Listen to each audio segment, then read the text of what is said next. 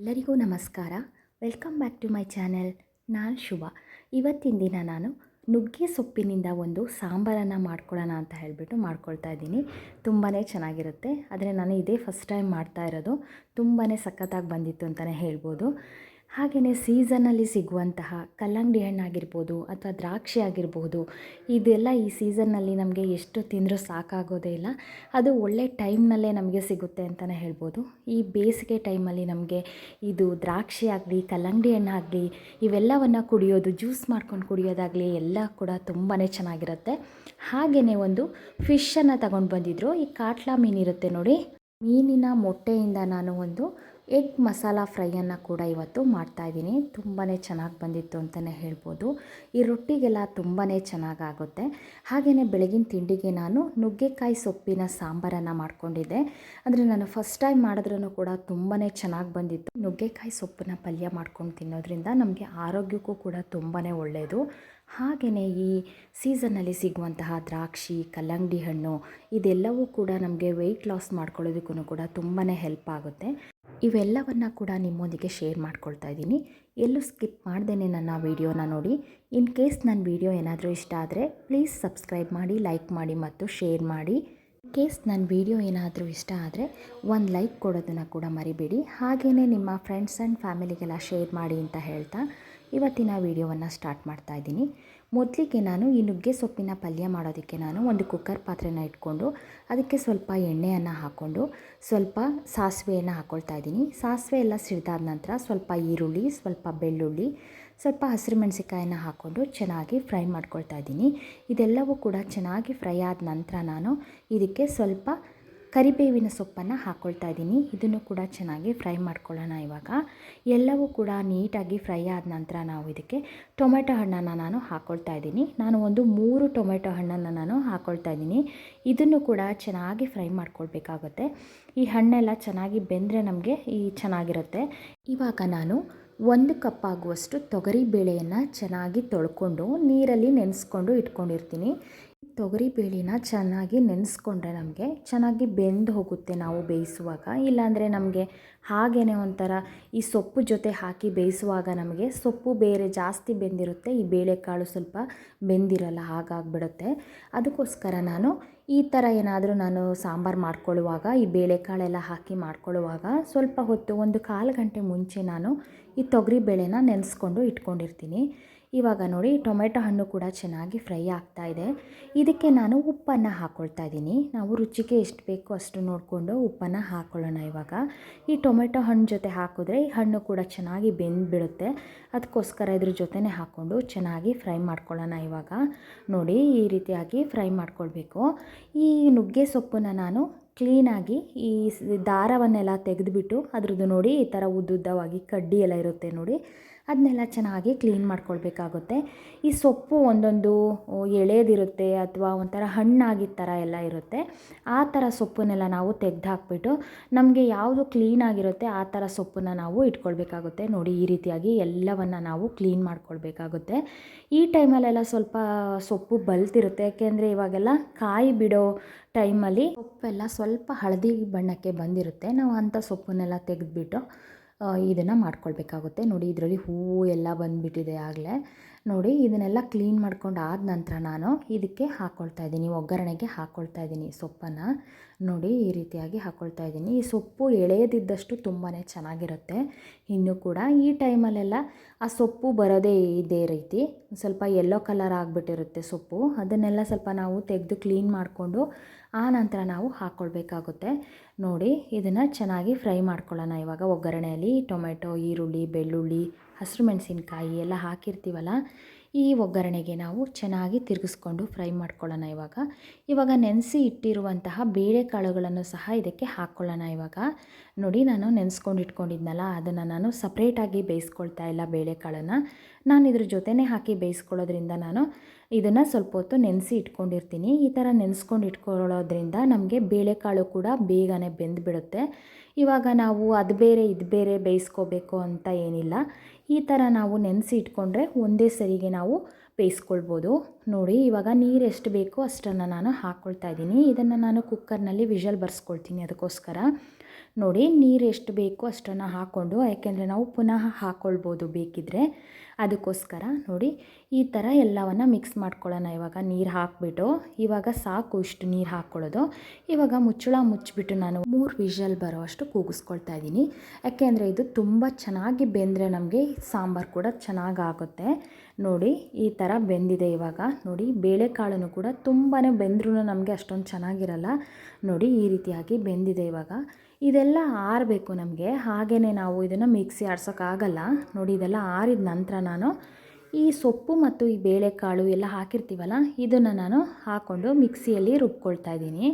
ನೋಡಿ ಇದನ್ನು ತುಂಬ ಮಿಕ್ಸಿ ಮಾಡೋ ಅವಶ್ಯಕತೆ ಏನಿರಲ್ಲ, ಇದು ಮೊದಲೇ ಬೆಂದಿರುತ್ತೆ. ಅದಕ್ಕೋಸ್ಕರ ಒಂದು 2 ರೌಂಡ್ ಹಾಗೆಯೇ ಮಿಕ್ಸಿ ಜಾರಿಗೆ ಹಾಕ್ಕೊಂಡು ನಾವು ರೌಂಡ್ ಮಾಡಿಕೊಂಡ್ರೂ ಕೂಡ ಚೆನ್ನಾಗಾಗುತ್ತೆ. ನೋಡಿ ಎಲ್ಲವನ್ನು ಕೂಡ ನಾನು ಈ ರೀತಿಯಾಗಿ ಹಾಕ್ಕೊಂಡು ಆನಂತರ ನಾನು ಇದನ್ನು ರುಬ್ಕೊಳ್ತಾ ಇದ್ದೀನಿ. ಇದಕ್ಕೆ ಇನ್ನೊಂದು ಸರಿ ಒಗ್ಗರಣೆ ಕೊಟ್ಕೊಂಡ್ರೂ ಕೂಡ ತುಂಬಾ ಚೆನ್ನಾಗಿರುತ್ತೆ ಇದಕ್ಕೆ. ಆದರೆ ನಾನು ಒಂದೇ ಸರಿ ಮೊದಲೇ ಒಗ್ಗರಣೆ ಹಾಕ್ಕೊಂಡಿದ್ನಲ್ಲ, ಅದಕ್ಕೆ ನಾನು ಇವಾಗ ಹಾಕ್ಕೊಳ್ತಾ ಇಲ್ಲ. ನೋಡಿ ಎಲ್ಲವನ್ನು ರುಬ್ಕೊಂಡಿರೋದೆಲ್ಲವನ್ನು ಸೊಪ್ಪು ಎಲ್ಲನ ನಾನು ಇದಕ್ಕೆ ಹಾಕ್ಕೊಳ್ತಾ ಇದ್ದೀನಿ. ನಾನು ಇದಕ್ಕೆ ಒಗ್ಗರಣೆ ಹಾಕ್ಕೊಂಡಿಲ್ಲ, ಫಸ್ಟ್ ಹಾಕಿದ್ನಲ್ಲ ಅದನ್ನೇ ನಾನು ಮತ್ತೆ ಪುನಃ ಹಾಕ್ಕೊಳ್ತಾ ಇಲ್ಲ. ಅಂದರೆ ಬೇರೆ ಸರಿ ಮಾಡುವಾಗೆಲ್ಲ ಚೆನ್ನಾಗಿ ಹಾಕ್ಕೊಂಡ್ರೆ ತುಂಬಾ ಚೆನ್ನಾಗಿರುತ್ತೆ. ಈ ಸಾಸಿವೆ, ಇಂಗು ಮತ್ತು ಮೆಣಸಿನ್ಕಾಯಿ ಇದೆಲ್ಲವನ್ನು ಹಾಕಿಬಿಟ್ಟು ಈ ಸಾಂಬಾರಿಗೆ ಒಗ್ಗರಣೆ ಕೊಟ್ಟರೆ ತುಂಬಾ ಸಖತ್ತಾಗಿರುತ್ತೆ.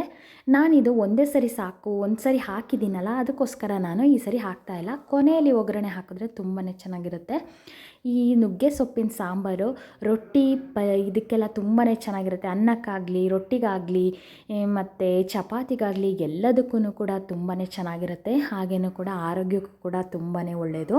ದ್ರಾಕ್ಷಿಯನ್ನು ಕೂಡ ತಗೊಂಡು ಬಂದಿದ್ದರು, ಅದರಲ್ಲಿ ನಾನು ಜ್ಯೂಸನ್ನು ಮಾಡ್ಕೊಳ್ಳೋಣ ಅಂತ ಹೇಳಿಬಿಟ್ಟು ಮಾಡ್ಕೊಳ್ತಾ ಇದ್ದೀನಿ.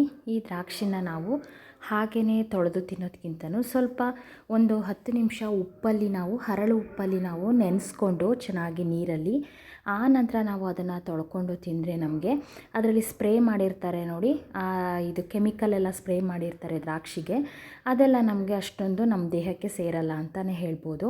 ಇದಕ್ಕೆ ನಾನು ಸ್ವಲ್ಪ ಶುಂಠಿಯನ್ನು ಹಾಕ್ಕೊಳ್ತಾ ಇದ್ದೀನಿ. ಈ ಶುಂಠಿ ಎಲ್ಲ ಹಾಕ್ಕೊಳ್ಳೋದ್ರಿಂದ ನಮಗೆ ಗಂಟಲು ನೋವು ಬರೋದಾಗಲಿ ಅಥವಾ ಶೀತ ಆಗೋದಾಗಲಿ ಅದೆಲ್ಲವನ್ನು ನಮಗೆ ಕಂಟ್ರೋಲ್ ಮಾಡುತ್ತೆ ಅಂತಲೇ ಹೇಳ್ಬೋದು ಈ ಶುಂಠಿ ಹಾಕೋದ್ರಿಂದ. ನಾನು ಯಾವಾಗಲೂ ಈ ಜ್ಯೂಸನ್ನು ಮಾಡ್ಕೊಳ್ಳುವಾಗ ಸ್ವಲ್ಪ ಶುಂಠಿಯನ್ನು ಹಾಕ್ಕೊಂಡು ಆನಂತರ ನಾನು ಇದಕ್ಕೆ ಸ್ವಲ್ಪ ಸಕ್ಕರೆಯನ್ನು ಹಾಕ್ಕೊಂಡು ಮಾಡ್ಕೊಳ್ತೀನಿ. ನಾನು ಯಾವುದೇ ರೀತಿಯ ಹಣ್ಣುಗಳನ್ನಾದ್ರೂ ಕೂಡ ಮಾರ್ಕೆಟಿಂದ ತಂದ ತಕ್ಷಣವೇ ನಾನು ಈ ಉಪ್ಪು ನೀರನ್ನು ಹಾಕಿಬಿಟ್ಟು ತೊಳೆದ್ಬಿಟ್ಟು ಆನಂತರನೇ ನಾನು ಫ್ರಿಡ್ಜ್ನಲ್ಲಿ ಇಟ್ಕೊಳ್ತೀನಿ. ಈ ಕೋಲ್ಡ್ ಎಲ್ಲ ಇರುವಾಗ ನಾನು ಫ್ರಿಡ್ಜ್ನಲ್ಲಿ ಇಟ್ಕೊಳ್ಳೋದಿಲ್ಲ, ಹೊರಗಡೆ ಇಡುವಂಥ ಹಣ್ಣುಗಳನ್ನೆಲ್ಲ ನಾನು ಹೊರಗಡೆನೇ ಇಟ್ಕೊಳ್ತೀನಿ.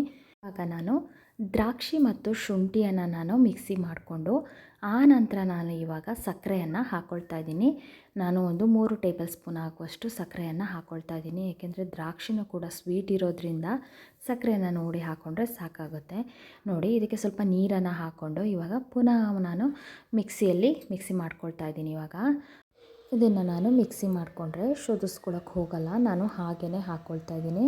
ಏಕೆಂದರೆ ಇದು ತುಂಬ ಚೆನ್ನಾಗಿ ಆಗಿರುತ್ತೆ, ಅದಕ್ಕೋಸ್ಕರ ನಾನು ಇದನ್ನು ಶೋಧಿಸ್ಕೊಳ್ಳೋಕೆ ಹೋಗಲ್ಲ. ನಮಗೆ ಹಾಗೆಯೇ ತಿಳಿಯಾಗಿ ತುಂಬಾ ಚೆನ್ನಾಗಿ ಬಂದಿರುತ್ತೆ. ನೋಡಿ ಈ ರೀತಿಯಾಗಿ ಬರುತ್ತೆ ಜ್ಯೂಸು, ತುಂಬಾ ಚೆನ್ನಾಗೂ ಕೂಡ ಇರುತ್ತೆ ಕುಡಿಯೋದಕ್ಕೆ. ಈ ಬೇಸಿಗೆ ಟೈಮಲ್ಲಿ ನಮಗೆ ಎಷ್ಟು ಜ್ಯೂಸ್ ಕುಡಿದ್ರೂ ಎಷ್ಟು ಹಣ್ಣು ತಿಂದ್ರೂ ಸಾಕಾಗೋದೇ ಇಲ್ಲ.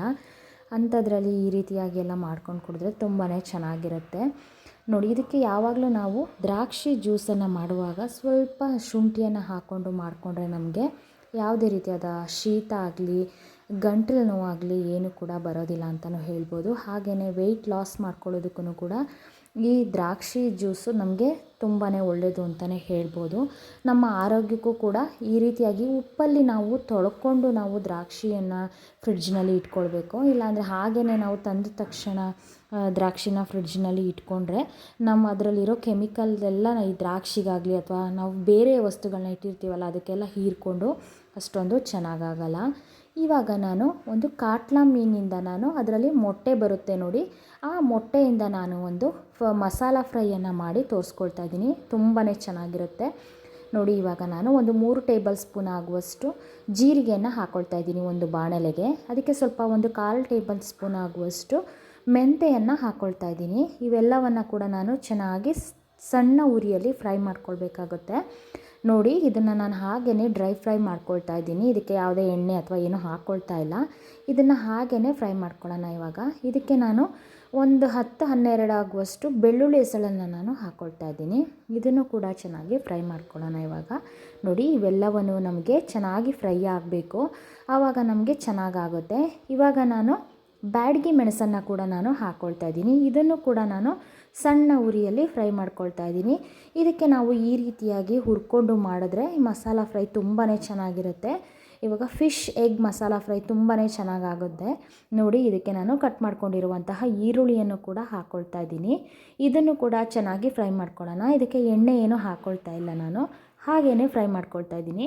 ನೋಡಿ ಇದೆಲ್ಲವೂ ಫ್ರೈ ಆದ ನಂತರ ನಾನು ಇದು ಆರಿದ ನಂತರ ಮಿಕ್ಸಿ ಜಾರಿಗೆ ಹಾಕ್ಕೊಳ್ತಾ ಇದ್ದೀನಿ. ಬಿಸಿ ಆದರೆ ನಮಗೆ ಹೀಟ್ ಆಗಿಬಿಡುತ್ತೆ, ಮಿಕ್ಸಿ ಜಾರು ಹಾಳಾಗುತ್ತೆ, ಹಾಗೆಯೇ ಇದು ನೈಸ್ ಕೂಡ ಆಗಲ್ಲ. ಅದಕ್ಕೋಸ್ಕರ ಇವಾಗ ಸ್ವಲ್ಪ ಚಕ್ಕೆ, ಸ್ವಲ್ಪ ಲವಂಗವನ್ನು ಕೂಡ ನಾನು ಹಾಕ್ಕೊಳ್ತಾ ಇದ್ದೀನಿ.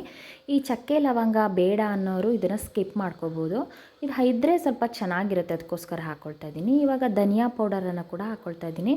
ಒಂದು 3 ಟೇಬಲ್ ಸ್ಪೂನ್ ಆಗುವಷ್ಟು ಧನಿಯಾ ಪೌಡರ್ನ ನಾನು ಹಾಕ್ಕೊಳ್ತಾ ಇದ್ದೀನಿ. ನೋಡಿ ಖಾರ ಎಷ್ಟು ಬೇಕೋ ಅಷ್ಟು ನೋಡಿ ಬ್ಯಾಡಗಿ ಮೆಣಸನ್ನು ನಾವು ಹಾಕ್ಕೊಳ್ಬೇಕಾಗುತ್ತೆ. ನೋಡಿ ನಾನು ಒಂದು ಸರಿ ಹಾಗೇ ಆಡಿಸ್ಕೊಂಡು ಆ ನಂತರ ನಾನು ಇದಕ್ಕೆ ನೀರನ್ನು ಹಾಕ್ಕೊಂಡು ರುಬ್ಕೊಳ್ತಾ ಇದ್ದೀನಿ. ನೋಡಿ ಈ ರೀತಿ ಒಂದು ಸರಿ ನಾವು ಸ್ಟಾರ್ಟಿಂಗ್ ಹುರಿದಿದ್ದನ್ನು ಆಡಿಸ್ಕೊಂಡು ಆ ನಂತರ ನಾವು ನೀರು ಹಾಕ್ಕೊಂಡು ಆಡಿಸ್ಕೊಂಡ್ರೆ ಚೆನ್ನಾಗಿ ನುಣ್ಣಗಾಗುತ್ತೆ ಅಂತ. ನೋಡಿ ಇವಾಗ ನಾನು ಒಂದು ಪಾತ್ರೆಗೆ ಅದು ಬಿಸಿ ಆಗೋದಕ್ಕೆ ಇಟ್ಕೊಂಡಿದ್ದೆ. ಆ ಬಿಸಿ ಆದ ನಂತರ ನಾನು ಅದಕ್ಕೆ ಸ್ವಲ್ಪ ಎಣ್ಣೆಯನ್ನು ಹಾಕ್ಕೊಳ್ತಾ ಇದ್ದೀನಿ. ಈ ಎಣ್ಣೆ ಎಲ್ಲ ಬಿಸಿ ಆದ ನಂತರ ನಾನು ಚಿಕ್ಕದಾಗಿ ಕಟ್ ಮಾಡ್ಕೊಂಡಿರುವಂತಹ ಈರುಳ್ಳಿಯನ್ನು ಹಾಕ್ಕೊಳ್ತಾ ಇದ್ದೀನಿ. ಇದಕ್ಕೆ ಈ ಈರುಳ್ಳಿನೂ ಕೂಡ ಚೆನ್ನಾಗಿ ಫ್ರೈ ಆಗಬೇಕು. ನೋಡಿ ಈ ರೀತಿ ಫ್ರೈ ಮಾಡ್ಕೊಳ್ಳೋಣ ಇವಾಗ. ಚೆನ್ನಾಗಿ ಎಣ್ಣೆಯಲ್ಲಿ ಫ್ರೈ ಆದ ನಂತರ ನಮಗೆ ಈ ಫಿಶ್ ಮಸಾಲಾಗೆ ತುಂಬಾ ಚೆನ್ನಾಗಿರುತ್ತೆ. ಈ ಫಿಶ್ ಎಗ್ ಮಸಾಲಾಗೆ ತುಂಬಾ ಚೆನ್ನಾಗಾಗುತ್ತೆ ಅಂತಲೇ ಹೇಳ್ಬೋದು. ನೋಡಿ ಈ ರೀತಿಯಾಗಿ ನಾನು ತೊಳೆದ್ಬಿಟ್ಟು ಎಲ್ಲವನ್ನು ನೀಟಾಗಿ ಕ್ಲೀನ್ ಮಾಡಿಕೊಂಡು ಇಟ್ಕೊಂಡಿದ್ದೆ ಈ ಫಿಶ್ದು ಎಗ್ನ. ಅದನ್ನು ತುಂಬ ಟೈಮ್ ಹಿಡಿಯುತ್ತೆ ನಮಗೆ ತೊಳೆಯೋದಕ್ಕೆಲ್ಲ. ಅದನ್ನೆಲ್ಲ ಬಿಡಿಸಿ ಅದನ್ನು ತೊಳ್ಕೊಂಡ್ರೆ ಚೆನ್ನಾಗಿರುತ್ತೆ, ಇಲ್ಲಾಂದರೆ ನಮಗೆ ಅಷ್ಟೊಂದು ಚೆನ್ನಾಗಿರಲ್ಲ. ಅದರಲ್ಲಿ ಒಂಥರ ಫ್ಯಾಟ್ ಥರ ಎಲ್ಲ ಇದ್ದುಬಿಡುತ್ತೆ. ಅದನ್ನೆಲ್ಲ ನಾನು ತೆಗೆದು ಕ್ಲೀನಾಗಿ ತೊಳೆದು ಆ ನಂತರ ನಾನು ಒಂದು ಶೋಧಿಸ್ಕೊಳ್ತೀವಿ ನೋಡಿ, ಅದರಲ್ಲಿ ಹಾಕಿ ನಾನು ನೀಟಾಗಿ ತೊಳೆದು ಇಟ್ಕೊಂಡಿದ್ದೆ. ಅದಕ್ಕೆ ಸ್ವಲ್ಪ ಅರಿಶಿಣ ಪುಡಿಯನ್ನು ಕೂಡ ಹಾಕ್ಕೊಂಡಿದ್ದೀನಿ. ನೋಡಿ ಇವಾಗ ನಾವು ಮಸಾಲೆ ಆಗಲಿ ನೀರನ್ನಾಗಲಿ ಇವಾಗ ಸೇರಿಸ್ಕೊಳ್ಬಾರ್ದು. ಚೆನ್ನಾಗಿ ಈ ಮೊಟ್ಟೆ ಎಲ್ಲ ಕ್ಲೀನಾಗಿ ನಮಗೆ ಫ್ರೈ ಆಗಬೇಕು. ಆ ನಂತರನೇ ನಾವು ಮಸಾಲೆ ಆಗಲಿ ನೀರನ್ನಾಗಲಿ ನಾವು ಹಾಕ್ಕೊಳ್ಬೇಕಾಗುತ್ತೆ. ನೋಡಿ ನಾವಿವಾಗ ಒಗ್ಗರಣೆ ಹಾಕಿರ್ತೀವಿ ನೋಡಿ, ಅದರಲ್ಲೇ ಎಲ್ಲ ನೀಟಾಗಿ ಫ್ರೈ ಆಗಿ ಒಂಥರ ಅರಳ್ಕೊಂಡು ಬಿಟ್ಕೊಂಡು ಬರುತ್ತೆ. ಅಷ್ಟರವರೆಗೂ ನಾವು ಏನು ಹಾಕ್ಕೊಳ್ಬಾರ್ದು. ಇವಾಗ ಇನ್ನೊಂದು ಸ್ವಲ್ಪ ಅರಿಶಿಣ ಪುಡಿಯನ್ನು ಹಾಕ್ಕೊಳ್ತಾ ಇದ್ದೀನಿ. ನೋಡಿ ಈ ರೀತಿಯಾಗಿ ಇದಕ್ಕೆ ಇನ್ನೊಂದು ಸ್ವಲ್ಪ ಅರಿಶಿಣ ಪುಡಿಯನ್ನು ಹಾಕ್ಕೊಂಡು ಇದನ್ನು ಕೂಡ ಚೆನ್ನಾಗಿ ಫ್ರೈ ಮಾಡ್ಕೊಳ್ತಾ ಇದ್ದೀನಿ. ನೋಡಿ ನಾನು ಅಷ್ಟರವರೆಗೂ ನೀರಾಗಲಿ ಅಥವಾ ಏನನ್ನು ಕೂಡ ನಾನು ಹಾಕ್ಕೊಳ್ಳೋದಿಲ್ಲ.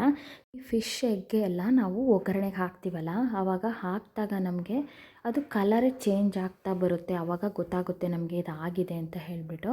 ಇದಕ್ಕೆ ಸ್ವಲ್ಪ ರುಚಿಗೆ ತಕ್ಕಷ್ಟು ಉಪ್ಪನ್ನು ಹಾಕ್ಕೊಂಡು ನಾವು ಒಂದು ಸ್ಪೂನಿಂದ ನಾವು ಆವಾಗ ತಿರುಗಿಸ್ಕೊಳ್ತಾನೆ ಇರಬೇಕು. ಇದನ್ನು ತಳ ಹಿಡಿಯೋದಕ್ಕೆ ಬಿಡಬಾರ್ದು. ಯಾಕೆ ಅಂದರೆ ತಳ ಹಿಡಿದ್ರೆ ನಮಗೆ ಅಷ್ಟೊಂದು ಚೆನ್ನಾಗಿರಲ್ಲ. ಅದು ಸ್ಮೆಲ್ಲು ಕೂಡ ಚೇಂಜ್ ಆಗುತ್ತೆ ಮತ್ತು ನೋಡೋದಕ್ಕೂ ಕೂಡ ಒಂಥರ ಕಪ್ಪಾದಂಗೆ ಆಗಿಬಿಡುತ್ತೆ. ಈ ಎಗ್ಗೆಲ್ಲ ಹೇಗಾಗ್ಬಿಡುತ್ತೆ ಅಂತಂದರೆ ಒಂಥರ ನಾವು ಉಪ್ಪಿಟ್ಟು ಮಾಡ್ತೀವಿ ನೋಡಿ, ಉಪ್ಪಿಟ್ಟು ಅರಳಿದಾಗ ಹೇಗಾಗುತ್ತೆ ಆ ರೀತಿ ಆಗುತ್ತೆ ನಮಗೆ. ಆವಾಗ ಇದು ಫ್ರೈ ಆಗಿದೆ ಚೆನ್ನಾಗಿ ಅಂತ ಗೊತ್ತಾಗ್ಬಿಡುತ್ತೆ. ಅಷ್ಟರವರೆಗೂ ನಾವು ಮಸಾಲೆ ಆಗಲಿ ಏನನ್ನು ಹಾಕ್ಕೊಳ್ಬಾರ್ದು, ಚೆನ್ನಾಗಿರಲ್ಲ. ನೋಡಿ ಇವಾಗೆಲ್ಲ ರೆಡಿ ಆಯ್ತು. ಇವಾಗ ಇದಕ್ಕೆ ನಾನು ರುಬ್ಬಿ ಇಟ್ಕೊಂಡಿರುವಂತಹ ಮಸಾಲೆಯನ್ನು ಸೇರಿಸ್ಕೊಳ್ತಾ ಇದ್ದೀನಿ. ಅದೇ ಮಿಕ್ಸಿ ಜಾರಿಗೆ ಸ್ವಲ್ಪ ನೀರನ್ನು ಹಾಕ್ಕೊಳ್ತಾ ಇದ್ದೀನಿ. ಇವಾಗ ನೋಡಿ ಇದನ್ನು ಇವಾಗ ಕರೆಕ್ಟಾಗಿ ತಿರುಗಿಸ್ಕೊಳ್ಳೋಣ. ಇವಾಗ ನಾವು ಮಸಾಲೆ ಎಲ್ಲ ಥರ ಹಿಡಿಯೋ ಥರ ಕ್ಲೀನಾಗಿ ತಿರುಗಿಸ್ಕೊಳ್ಬೇಕು. ನೋಡಿ ಈ ರೀತಿಯಾಗಿ ಈ ಒಂದೊಂದು ಸ್ವಲ್ಪ ತಳ ಹಿಡಿದಿರುತ್ತೆ ನೋಡಿ, ಅದು ಕೂಡ ಬಿಟ್ಕೊಂಡ್ಬಿಡುತ್ತೆ. ಆ ರೀತಿಯಾಗಿ ನಾವು ಇವಾಗ ತಿರುಗಿಸ್ಕೊಳ್ಳೋಣ. ನೋಡಿ ಈ ರೀತಿಯಾಗಿ ತಿರುಗಿಸ್ಕೊಂಡ್ರೆ ನಮಗೆ ನೋಡಿ ಇನ್ನೊಂದು ಸ್ವಲ್ಪ ನೀರು ಬೇಕೆಂದರೆ ಸ್ವಲ್ಪ ಅದು ಬೇಯಬೇಕಲ್ವ, ಅದಕ್ಕೋಸ್ಕರ ನಾನು ಇನ್ನೊಂದು ಸ್ವಲ್ಪ ನೀರನ್ನು ಕೂಡ ಹಾಕ್ಕೊಳ್ತಾ ಇದ್ದೀನಿ. ಇವಾಗ ನಾವು ಇದನ್ನು ಕುದಿಯೋಕ್ಕೆ ಬಿಟ್ಬಿಡೋಣ. ನಾವು ಒಂದು 15-20 ನಿಮಿಷ ನಾನು ಇದನ್ನು ಬೇಯಿಸ್ಕೊಳ್ತೀನಿ ಈ ನೀರೆಲ್ಲ ಹಾಕ್ಕೊಂಡು.